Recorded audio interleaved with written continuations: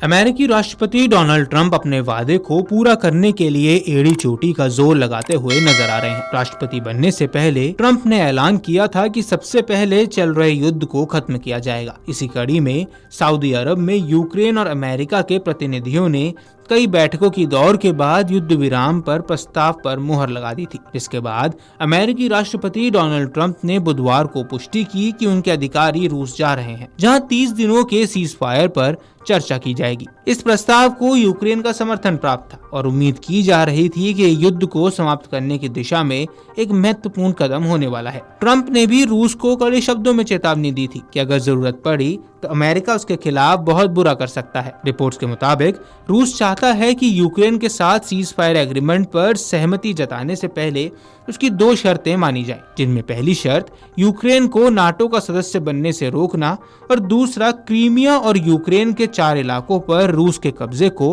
अंतर्राष्ट्रीय मान्यता देना है। हालांकि बता दें कि रूस इन मांगों को लेकर पहले भी कई बार अमेरिका और नाटो के समक्ष उठ चुका है। वहीं इसी बीच यूक्रेन के राष्ट्रपति व्लादिमीर ज़ेलेंस्की ने अमेरिका और रूस के बीच जेदा में हुई बातचीत को रचनात्मक बताया। उन्होंने कहा कि 30 दिनों तक सीज फायर को स्थायी शांति योजना की नींव बनाने के अवसर के रूप में इस्तेमाल किया जाना चाहिए। ज़ेलेंस्की ने कहा कि इस युद्ध को समाप्त करना चाहते हैं, सभी को एकजुट होकर रूस को मनाने की कोशिश होगी, क्योंकि शांति समझौते के लिए ये जरूरी है। अब वहीं राष्ट्रपति व्लादिमीर पुतिन ने शुक्रवार को रूसी क्षेत्र कुर्स्क में घिरे यूक्रेनी सैनिकों से आत्मसमर्पण करने को कहा है। इसी बीच यूक्रेन के राष्ट्रपति व्लादिमीर ज़ेलेंस्की ने रूसी नेता पर संघर्ष विराम की पहल को विफल करने का आरोप लगा दिया है। वहीं अमेरिकी राष्ट्रपति डोनाल्ड ट्रंप ने पुतिन से यूक्रेनी सैनिकों की जान बख्शने की अपील की है। इससे पहले ट्रंप के दूत ने प्रस्तावित 30 दिवसीय युद्ध विराम पर रूसी नेता के साथ अहम वार्ता की। पुतिन ने एक बयान पर टिप्पणी करते हुए कहा, हम राष्ट्रपति ट्रंप के आह्वान के प्रति सहानुभूति रखते हैं। रूसी नेता ने आगे कहा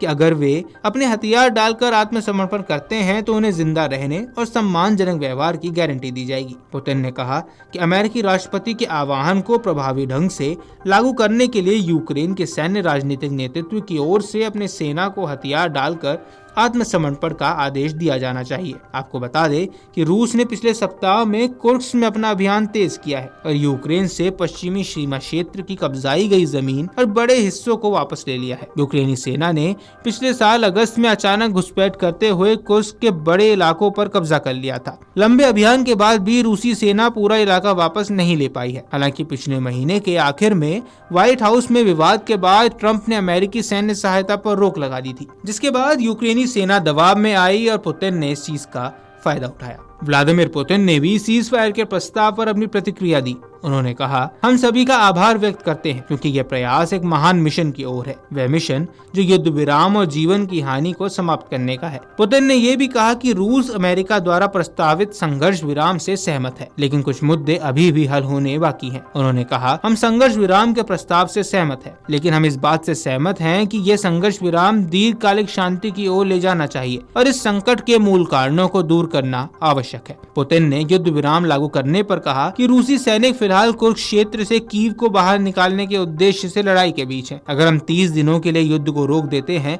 तो इसका क्या मतलब है? क्या वहां मौजूद हर कोई बिना किसी लड़ाई के बाहर निकल पाएगा? युद्ध विराम की निगरानी आखिर कैसे की जाएगी? ये सभी गंभीर सवाल हैं। मुझे लगता है कि हमें अपने अमेरिकी सहयोगियों से बात करने की जरूरत है। पुतिन ने कहा कि रूसी सैनिक व्यवहारिक रूप से अग्रिम पंक्ति के सभी क्षेत्रों में आगे बढ़ रहे हैं और मॉस्को कुर्स्क से यूक्रेनी सैनिकों को बाहर निकालने में अपनी सेना की सफलता के आधार पर अपने अगले कदम तय करेंगे। आपको बता दें कि पुतिन का यह बयान तब आया जब एक दिन पहले डोनाल्ड ट्रंप ने अपने ट्रुथ सोशल प्लेटफॉर्म पर एक पोस्ट में ट्रंप ने पुतिन से अपील की कि हजारों यूक्रेनी सैनिक रूसी सेना से पूरी तरह से गिरे हुए हैं और बहुत खराब और कमजोर स्थिति में है। ट्रंप ने बताया कि उन्होंने पुतिन के साथ फोन कॉल के दौरान दृढ़ता पूर्वक अनुरोध किया है कि उनकी जान बख्श दी जाए। यह एक भयानक नरसंहार होगा जो द्वितीय विश्व युद्ध के बाद से नहीं देखा गया है। वहीं इसी बीच यूक्रेन ने ट्रंप और पुतिन के दावों का खंडन किया और कहा कि उसका कुर्स्क के क्षेत्र पर कब्जा है। जनरल स्टाफ ने सोशल मीडिया पर एक बयान में लिखा, हमारी इकाइयों को घेरने का कोई खतरा नहीं है, लेकिन ज़ेलेंस्की ने स्वीकार किया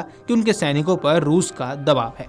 वीडियो डेस्क अमरुजाला.com। अगर आप ये वीडियो YouTube पर देख रहे हैं तो हमारे चैनल को सब्सक्राइब कर बेल आइकन दबाएं और Facebook पर देख रहे हैं तो हमारे पेज को लाइक करें।